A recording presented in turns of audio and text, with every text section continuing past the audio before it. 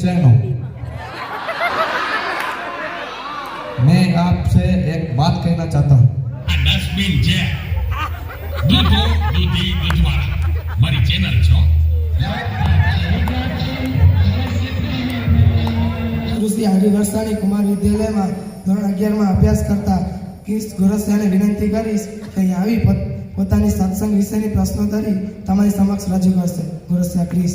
ઉપસ્થિત વાડાસર મદીના સાંકેલી બહેનો, અતિથિગણ, માતા સમાન બહેનો, વડીલો અને મારા વાલા વિદ્યાર્થી મિત્રો, આપ સૌને મારા જય સ્વામિનારાયણ. હું તમારી આગળ ભગવાન વિશેની તથા શાસ્ત્ર વિશેની પ્રશ્નોત્તરી રજૂ કરીશ અને તે જેને પ્રશ્નોના ઉત્તર આવડે તે હાથ ઉપર કરીને જવાબ આપશે અને મારી આ પ્રશ્નોત્તરી તે સત્સંગ વિશેનું જ્ઞાન વધારવાનો પ્રયત્ન હું કરીશ. શ્રી ઘનશ્યામ મહારાજનો જન્મ ક્યાં અને ક્યારે થયો હતો ઈસવીસન સહિત જણાવો. 1837 ચૈત્ર સુદ 9મી દિવસે છપૈયામાં થયો હતો. સાચું. શ્રી ઘનશ્યામ મહારાજના પિતા ધર્મદેવ, તેના મોટા પુત્રનું નામ જણાવો. સાચું. રામ પ્રતાપ.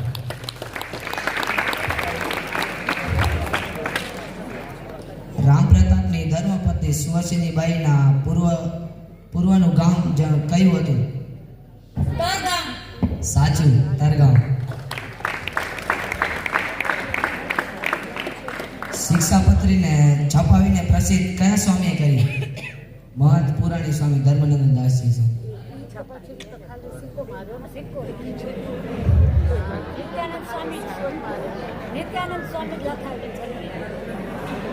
ભગવાન શ્રી સજાનંદ સ્વામી શિક્ષાપત્રી લખતા વખતે પ્રથમ પોતાના કયા ઈષ્ટદેવને ધ્યાનરૂપ મંગલાચરણ કરે છે? સાચું. શ્રી કૃષ્ણ ભગવાન. એકવાર તાળી દે છે ક્રિસ ગોરસિયાને.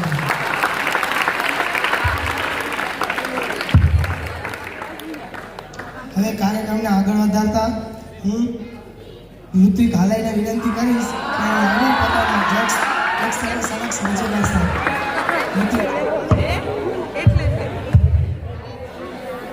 हिंदी आवड़े ने बधाने? एक जोश हिंदी में है, बीजा जोश गुजराती में. बधाने आवड़े ने?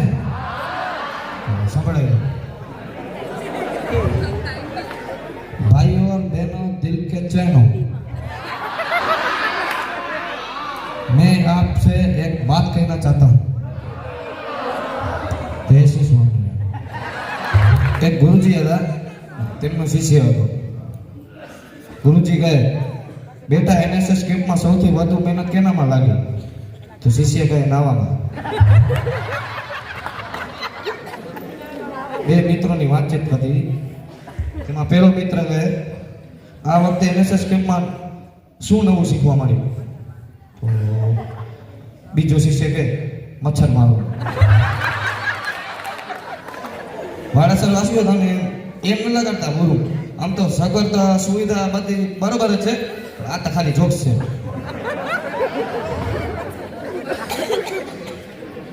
બે મિત્ર હતા, ચમન ને જમન.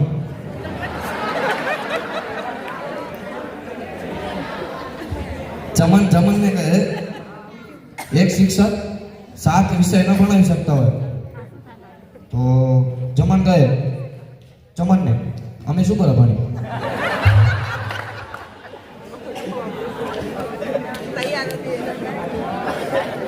હવે આ સભાનો છેલ્લો જોક્સ, પછી ખેલવા જશે પણ નાટકમાં. ભલે. માસ્ટરે વિદ્યાર્થીઓને કહ્યું, કાલે બધા હોઠનો સ્પેલિંગ પાકો કરીને આવજો. બીજા દિવસે છોકરા આવ્યા. 2 છોકરાઓને હોઠનો સ્પેલિંગ નહોતો આવડતો, તો તેને બારે સાઈડમાં ઉપાડે. બારેથી એક ચોટીવાળો માણસ જતો હતો. તો છોકરા કહ્યું, એ ચોટી ખેલો ગામ, શું ખબર પડી તમને? તો સાહેબ કે, માસ્ટર કે વાહ વાહ બેટા, તને જો HOT એટલે હોઠ થાય ને, તો તને હોઠનું સ્પેલિંગ આવડી ગયું. અસ્તુ જય જય.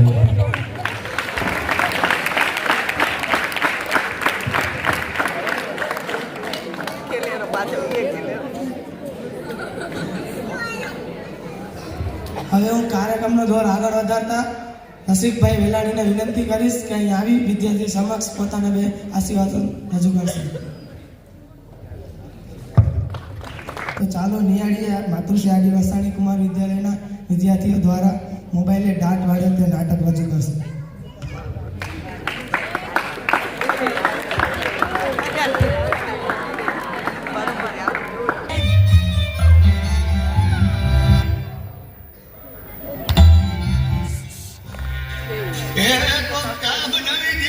જાતો દીકરા, આ ડસ્ટબિન નીચે મૂક્યો હતો. આ કચરાવાળો આવ્યો લાગે છે. અનુપમાના બીજા લગ્ન ચાલુ છે. માર જો પાછળથી આવે છે. મારા નેટ પૂરું થઈ ગયું છે. તમારા વાઈફાઈ નો પાસવર્ડ આપો ને. તમારું નેટ વાપરો. હે? તમે તમારું નેટ વાપરો. અને ભાઈ એવો પાસવર્ડ રાખ્યો છે એટલે બીજી વાર કોઈ આવે નહીં ને. Thank you.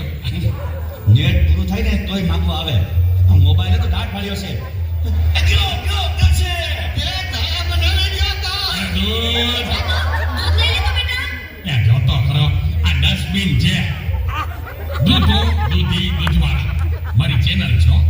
લાઈક, શેર અને સબસ્ક્રાઇબ કરજો. બહુ મજા આવશે. બહુ. હવે તો બધાય ચેનલો બનાવે. આ મોબાઈલે તો દાટ વાળ્યો છે. એ માર જો પાછળથી આવે. જો બેટા. હમ. એ કહું છું. જો. એ આગળ કોઈ નથી. મોબાઈલે તો દાંત પાડ્યો છે. એ બેટા, આ જો ને, આમાં કાંઈ આવતું નથી. અરે આમાં ચાર્જિંગ પૂરું થઈ ગયું છે. હે? એ તો પાવર બેંક મંગાવી દે છે ને. એ લાઈટ વગર કામ આવે હો. લ્યો ઘટે ઘટમાં પણ મોબાઈલ મૂકતા નથી. આ મોબાઈલે તો દાટ પાડ્યો છે. આલ્યો ચા. એ ગયો ઈ. આ કામમાં કાનને બદલે મીઠું નાખી દેતો. અરે ખબર ન પડી. એ તો જીતી ગયા. જાનું શું કહેતા હતા? કાંઈ નહીં. મોબાઈલે તો દાંત પાડ્યો છે. હલો હે હું વાત કરો છો? મોટા બાપા વયા ગયા. અરે 70 વર્ષના તો થયા તા. એમાં રોવાનું ન હોય. અરે મારા નહીં તારા. અરે મારી સાવરાના બાળ. 70 વર્ષનું બાળ મારો. હાલો જલ્દી હાલો.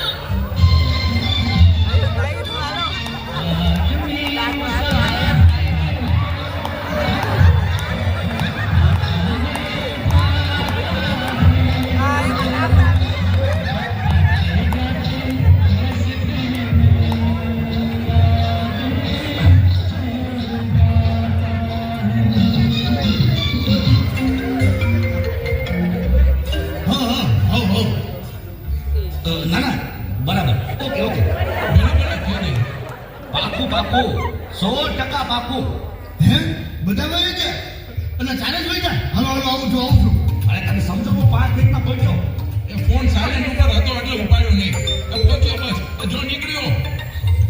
બધા મિસ કોલ. બસ જો પહોંચ્યો.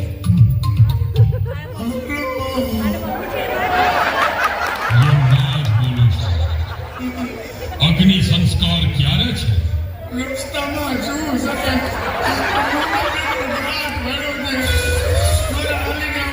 એવું લાગે છે. ચિત્રગુપ્તની બદલે તમે કેમ ફોન કર્યો?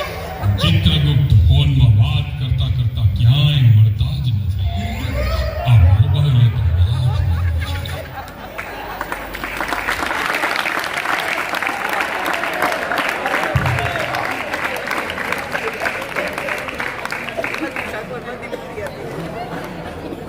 મજા આવી ને બોલવાની. તો એક વખત જોરદાર તાળીઓ થઈ જાય દીકરાઓ માટે કે ખરેખર આજે આપણે જોયું કે મોબાઈલ છે એ હવે સ્મશાન સુધી આપણા સાથે ચાલશે. હા, કેમ કે યમરાજ પણ હવે ફોન કરે છે.